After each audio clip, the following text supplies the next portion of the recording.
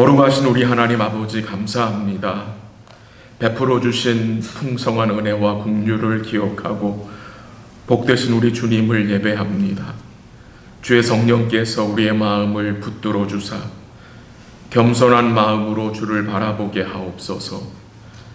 주께 집중할 수 있도록 도우시고 큰 기쁨과 큰 소리로 주를 찬송하게 하옵소서.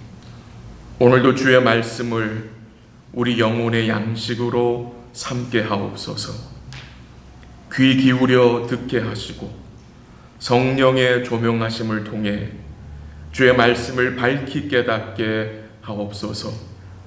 영생은 유일하신 참 하나님과 그가 보내신 예수 그리스도를 아는 것이라고 말씀하셨습니다.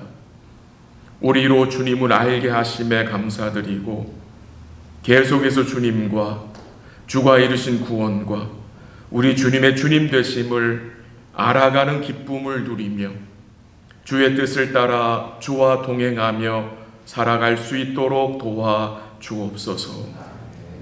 주의 함께 하심이 얼마나 복되고 얼마나 귀한 것인지, 또한 주의 동행하심이 우리에게 무엇을 보장하는지 또 확신하게 하심에 감사합니다.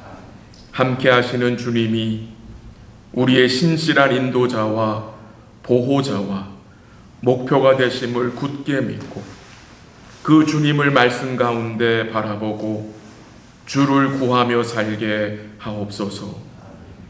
주의 함께 하심이 최고의 축복임을 기억하고 감사함으로 우리 삶에 믿음의 여유를 갖게 하옵소서. 우리 자신을 부인하게 도우시고 더욱 주의 뜻에 항복하며 살게 하옵소서. 우리 주님과 허락하신 복음과 베푸신 구원의 가치를 풍성히 알게 하셔서 우리 모두로 영원한 것을 소중히 여기며 살게 하옵소서. 우리의 삶이 계속해서 주의 형상을 닮아가게 하옵소서. 불러 구원하여 주신 믿음의 가정들과 언약의 자녀들과 맡겨주신 생업을 지켜주심에 감사드립니다. 여러 가지 삶의 어려움과 고민과 또 육신의 고통 중에 있는 성도들을 주께서 위로하시고 영육간에 필요한 모든 것들을 은혜 가운데 공급하여 주옵소서. 어려운 시간들을 통해 더욱 주를 가까이 하게 하시고 주께 매어 달릴 수 있도록 도와 주옵소서. 흩어져 계신 주의 종들을 기억하사 붙들어 주시고 맡겨주신 사명과 교회를 잘 감당하며 섬기게 하옵소서. 부족한 종을 오늘도 주의 도구로 사용하여 주옵소서. 예배의 시종을 주께 맡겨드리고 주께서 모든 영광을 받아 주옵소서. 모든 것을 주께 감사드리며 우리의 유일한 구속자가 되신 예수님의 이름으로 기도합니다. 아멘.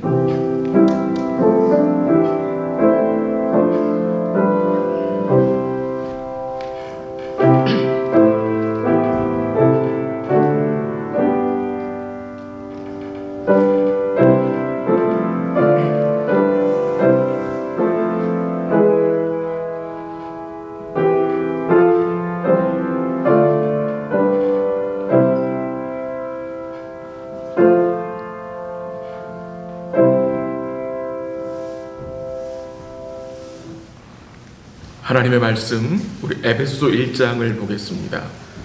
신약성경 에베소서 1장, 에베소서 1장 4절에서 6절까지, 신약성경 310면 에베소서 1장 4절에서 6절까지 우리 함께 읽도록 하겠습니다. 에베소서 1장 4절부터 6절까지 우리 한 목소 교독합니다. 4절 시작. 곧 창세 전에 그리스도 안에서 우리를 택하사 우리로 사랑 안에서 그 앞에 거룩하고 흠이 없게 하시려고 그 기쁘신 뜻대로 우리를 예정하사 예수 그리스도로 말미암아 자기의 아들들이 되게 하셨으니 이는 그가 사랑하신 자 안에서 우리에게 거저 주시는 바 그의 은혜의 영광을 찬송하게 하려는 것이라. 아멘. 몇 구절이 더 있는데 그 내용들은 제가 말씀을 나누면서 조금 보도록 하겠습니다. 오늘은 소교리 문답 20번, 아마 21번까지 못 가고요. 21번은 다음 시간에 가야 될 것 같아요. 그래서 문답 20번 한번 보시길 바랍니다. 문답 20번 4페이지. 제가 문제 읽고 여러분 답을 읽어주시면 좋겠습니다. 문 20. 하나님께서는 모든 인류를 죄와 비참의 상태에서 멸망하도록 버려두셨습니까? 하나님께서는 오직 그분의 선하신 뜻을 따라 영원 전부터 어떤 이들을 영생애로 택하시고 은혜 언약을 맺으셔서 구속자로 말미암아 그들을 죄와 비참의 상태에서 건져내시고 구원의 상태에 이르게 하셨습니다. 아멘. 지난 시간 나눈 내용 18번, 19번 잠시 제가 언급을 할게요. 지난 시간에 저희가 사람이 범죄하여 타락한 상태에 대해서 잠시 살폈습니다. 우리의 시조인 아담이 범죄한 결과로 아담의 후손들은 죄책을 가지게 되었고 원래 의를 상실, 원래 의가 결핍하게 됐고 그 다음에 본성 전체가 부패했다고 했습니다. 이 본성 전체가 부패한 것을 원죄라고 부른다고 했고요. 또한 그 원죄로부터 나오는 모든 자범죄가 이제 타락한 죄인들에게 나타난다고 말씀드렸습니다. 그리고 죄로 타락한 상태의 그 비참함을 또 말씀을 드렸는데 그것은 하나님과의 교제를 상실하게 되었고 그 결과 하나님의 진노와 저주 아래 있고 또한 현세의 모든 비참함과 죽음과 영원한 지옥 형벌을 받게 된다고 말씀을 나눴습니다.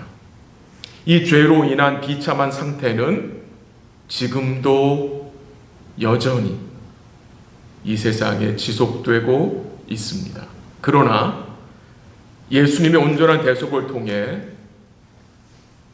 타락한 그 비참함이 어떻게 됐다 그랬죠? 리버스 됐다 그랬어요. 뒤집혔다 그랬어요. 그 결론이었거든요. 그래서 예수님을 통해 다시 하나님 아버지의 관계가 회복되었다 그랬어요. 영혼이 회복되었고 이제 주를 믿는 성도들은 진노와 저주 아래 있지 않고 어디 아래 있어요? 하나님의 은혜 아래 거하는 거예요. 생명을 얻게 되었어요. 또한 모든 비참한 가운데 어떻게 해요?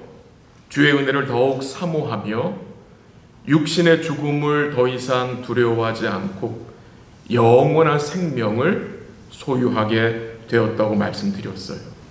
이렇게 타락한 상태와 그 타락한 상태의 비참함을 나눈 이유는 이런 내용들을 우리가 알아야 하나님의 은혜와 사랑과 긍휼의 위대함과 그 효력을 좀 더 우리가 잘 깨달을 수 있기 때문이라고도 말씀을 드렸습니다. 이제 오늘 문답 20번인데요.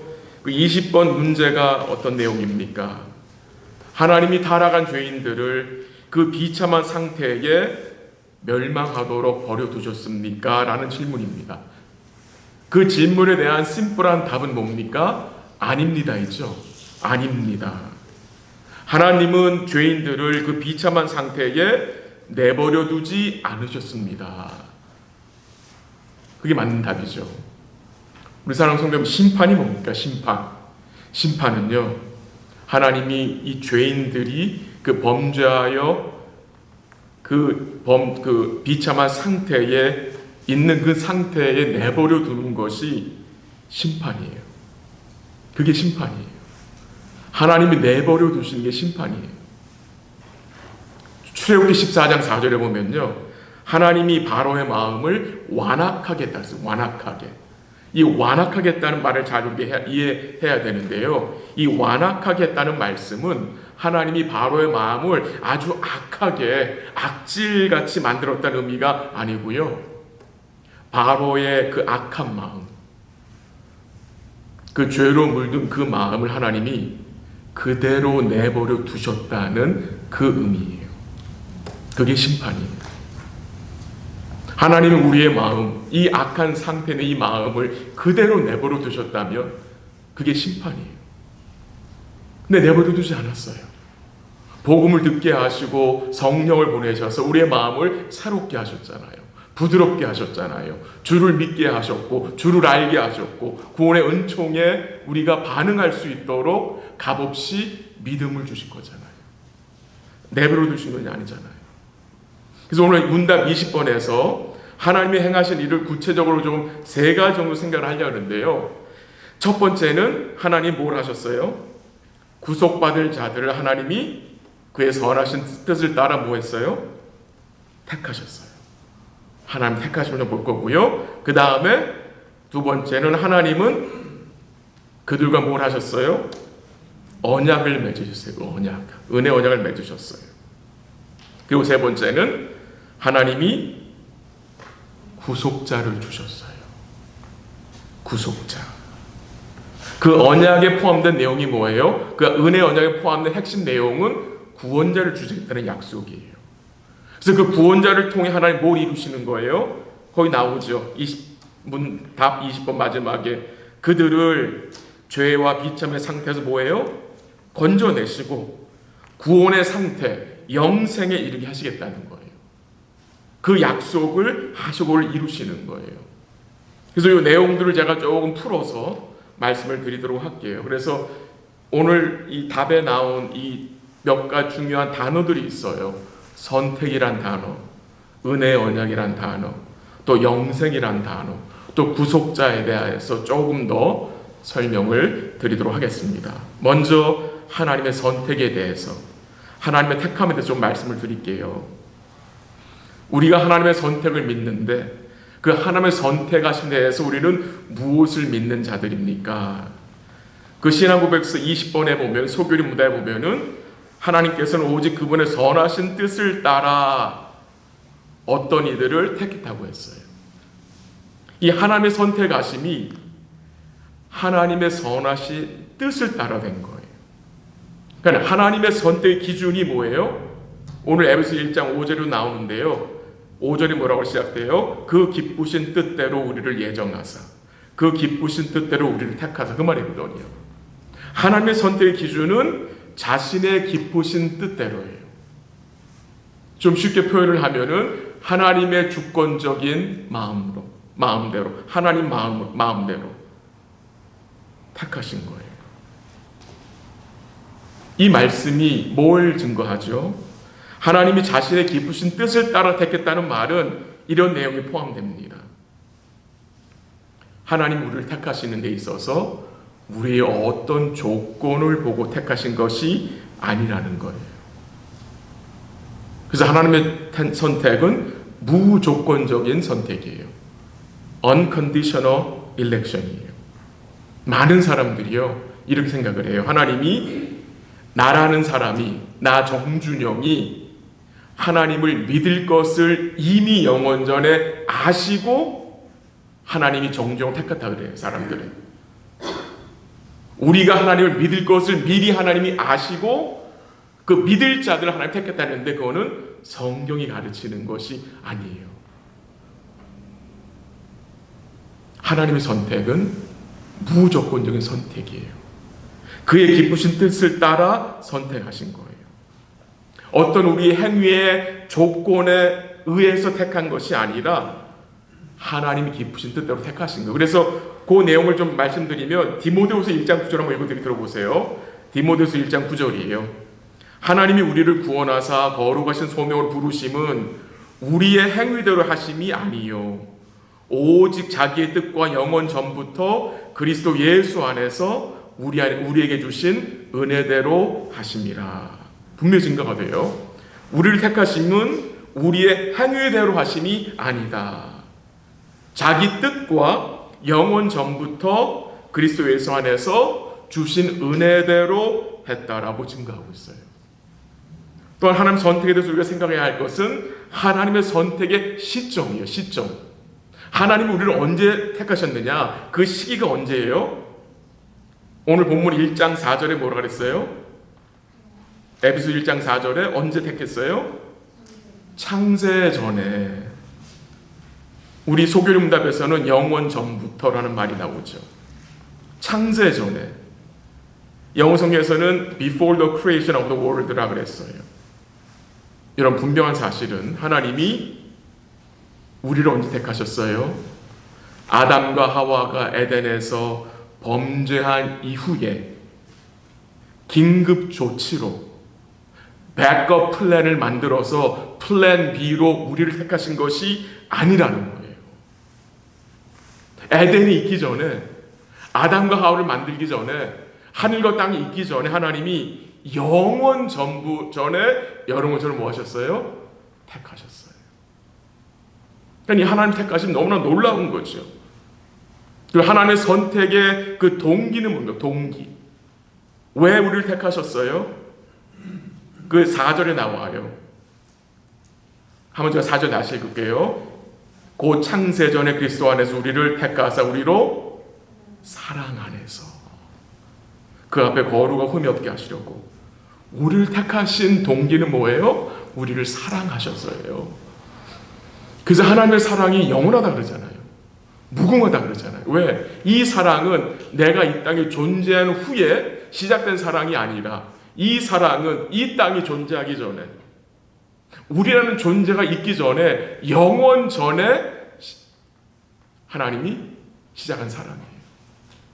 그러니까 너무나 놀라운 것이죠. 그 영원 전에 우리를 아시고 사랑하셔서 택하신 거예요. 택하신 목적은 무엇입니까? 4절 마지막에 그 앞에 거룩하고 흠이 없게 하시려고, 5절 마지막에 자기의 아들들이 되게 하셨으니, 그게 하나님의 택하심의 목적이에요.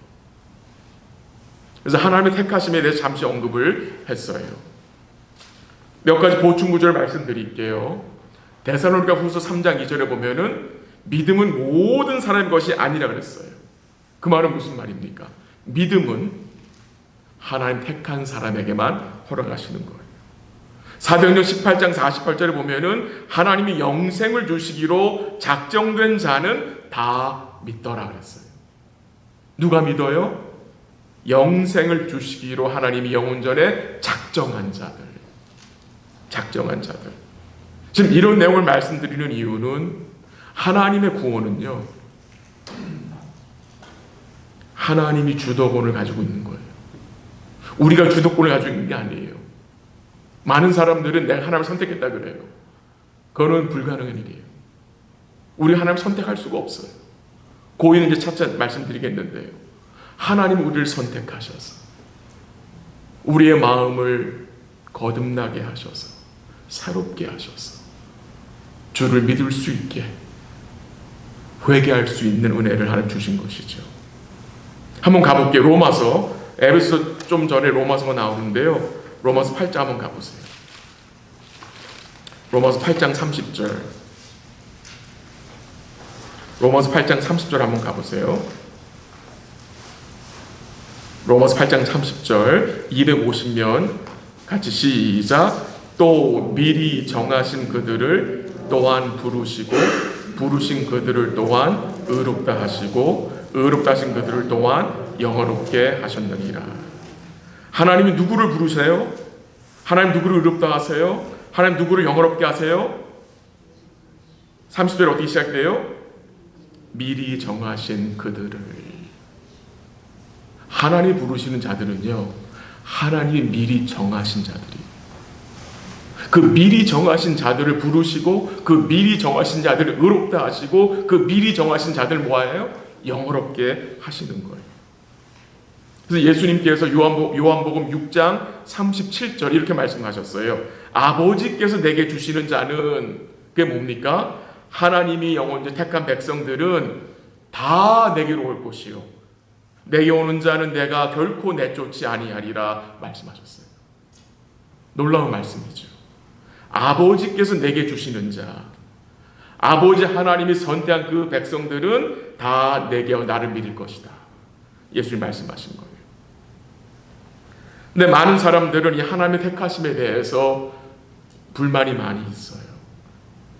이거는 공의롭지 못하고 공평하지 못하고 맞지 않다고 생각하는 사람이 많이 있어요. 그래서 왜 하나님께서 어떤 사람 택하시고 어떤 사람 택하지 않냐고 묻고요.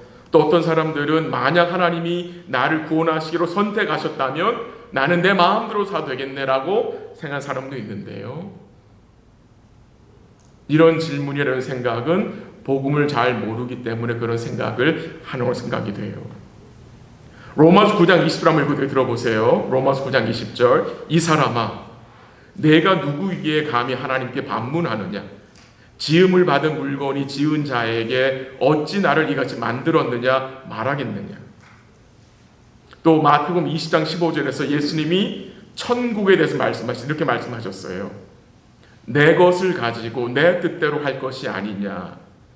내가 선함으로 네가 악하게 보느냐? 라고 주님이 말씀을 하셨어요. 하나님이 그의 백성을 택하심은 그 택하심을 통해 하나님의 악함이 드러나는 게 절대 아니에요. 우리가 문답 4번에서 하나님에서 배웠죠. 하나님은 영원토록 선하시고 의로우신 분이다. 거룩하신 분이라고 했죠.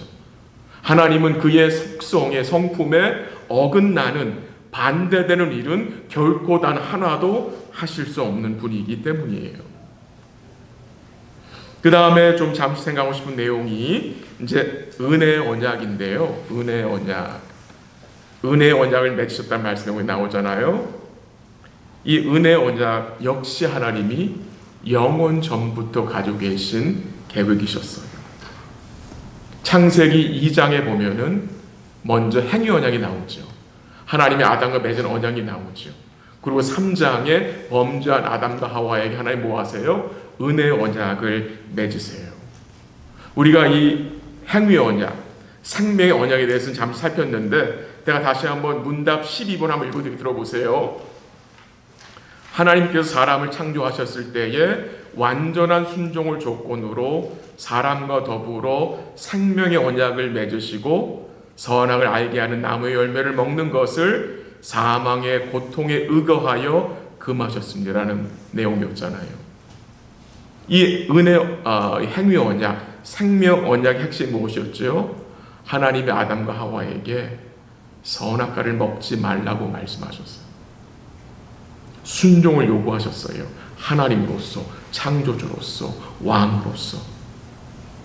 아담과 하와는 그 하나님의 명령에 순종할 수 있는 능력이 있었으나 그들은 어떻게 했어요? 사단의 말을 듣고 하나님 말씀에 불순종함으로 아담과 그의 후손들이 모두 죄인이 되었어요. 그러나 하나님이 아담에게 또다시 언약을 맺으세요. 그게 은혜 언약이에요. 그래서 예수님을 약속하시죠. 그래서 예수님이 마지막 아담으로 오시잖아요. 그가 오셔서 율법을 온전히 순종하심으로 우리를 의롭다 하시고 그의 온전한 대속을 통해서 우리의 죄를 어떻게 하셨어요? 사하시고 씻기셨잖아요.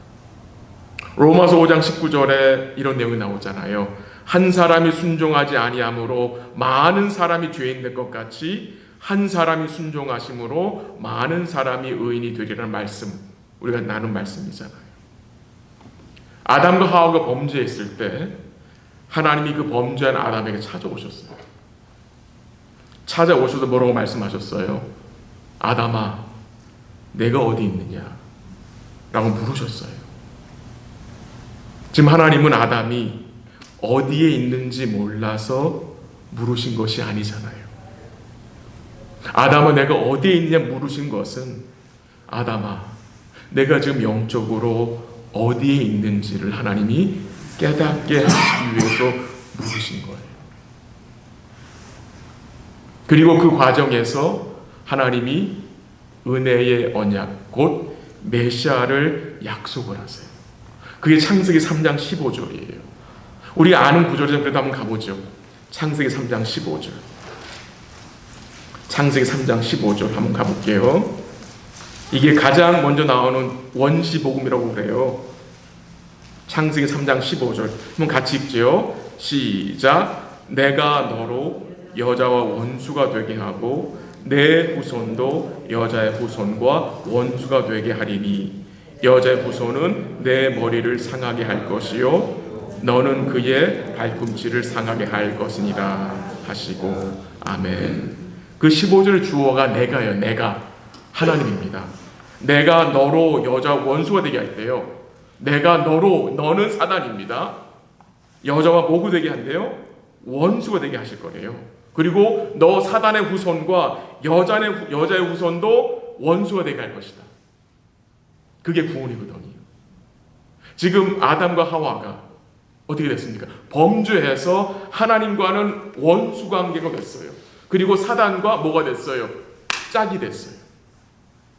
아담과 하와가 사단에게 붙어버렸어요. 근데 하나님이 뭘 하시겠대요? 내가 너 사단과 이 여자 원수 관계 만들겠대요.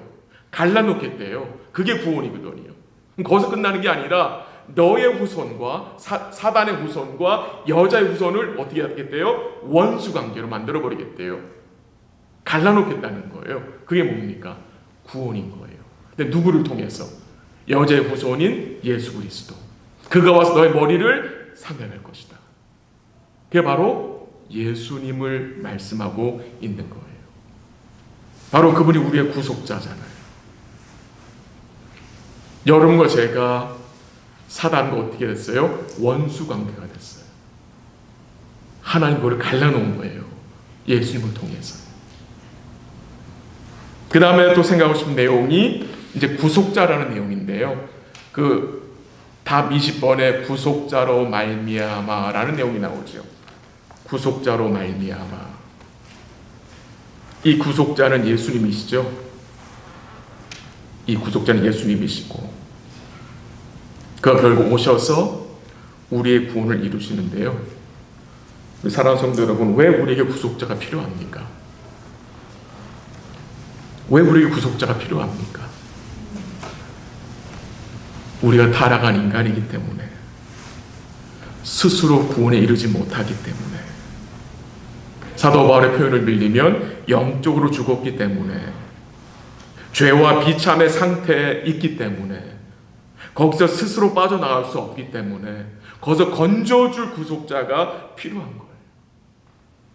우리가 죄의 구렁텅이에 들어가 있는데 거기서 우리 스스로 빠져나올 수가 없어요.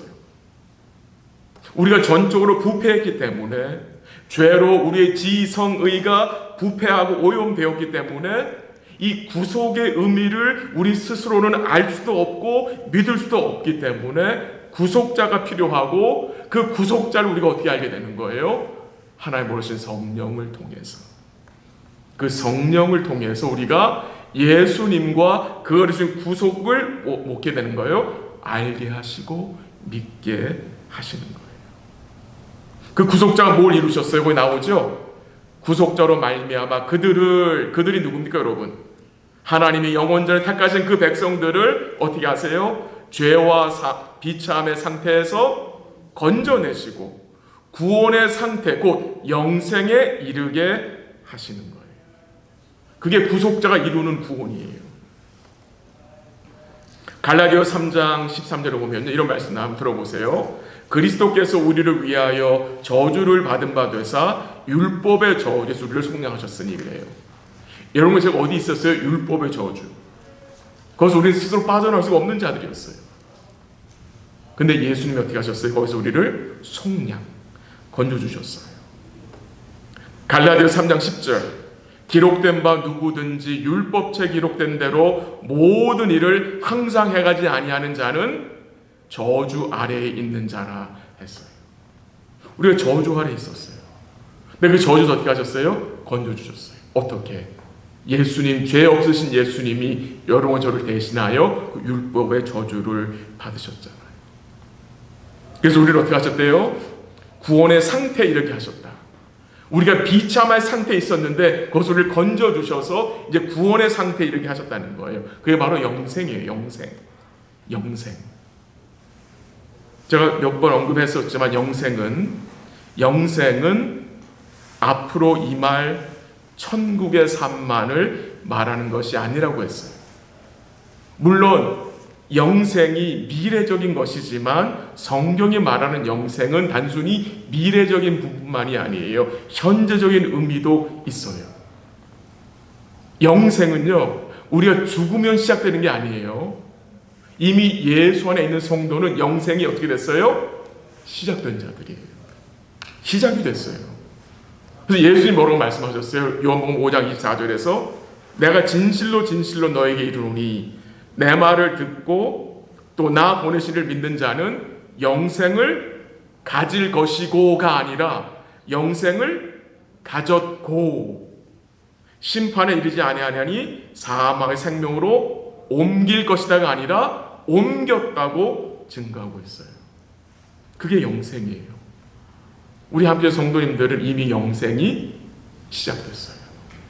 시작이 됐어요.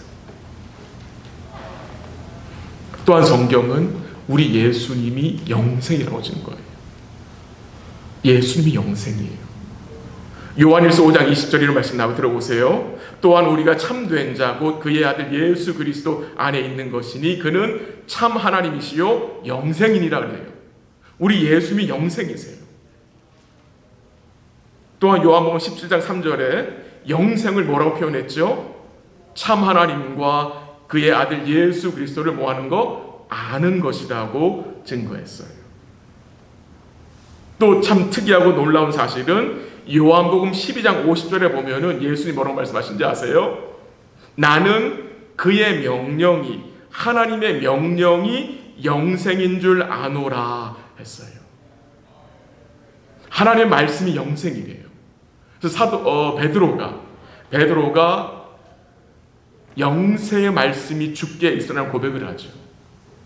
그래서 영생이 뭡니까, 여러분? 영생. 주님이 영생이에요. 주의 말씀이 영생이에요. 우리는 이 땅에서 그 영생을 누리는데 어떻게 누립니까? 영생의 말씀으로 주님과 함께하는 것이 영생을 누리는 거예요. 결론을 이렇게 맺어볼게요. 하나님의 선택을 받아 구속자를 통해 구원을 받은 성도는 어떤 삶을 살아야 합니까? 굉장히 브라드한 질문이에요. 굉장히 넓은 질문이잖아요. 한 가지만 나누고 싶은 내용인데요. 이번에 같이 가보죠. 베드로후서 1장 가보세요. 베드로후서 1장 10절 저 뒤쪽에 베드로후서 1장 10절 한번 가보십시오.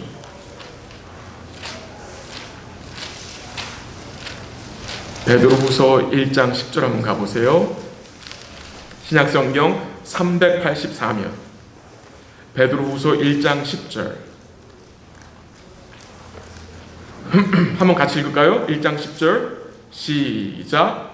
그러므로 형제들아 더욱 힘써 너희 부르심과 힘을 굳게 하라. 너희가 이것을 행한즉 언제든지 실족하지 아니하리라. 아멘. 주님이 베드로 사도를 통해서 거기서 명령을 하세요. 10절에서 어떤 명령입니까? 형제들아 더욱 힘써 너희 부르심과 택하심을 굳게 하라. 더욱 힘써 너희 부르심과 택하심을 굳게 하라. 무엇을 요구하는 말씀이죠? 부지런함입니다. 부지런함. 하나님이 그의 백성 요구하시는 것은 부지런함입니다. 부지런히 주의 부르심과 택하심에 대한 말씀을 붙들라는 의미예요. 부지런히 구원의 확신 안에 머물라는 말씀이고요. 부지런히 우리에게 임한 그 은혜의 상태를 말씀을 통해 확인하고 확신하라는 말씀이에요.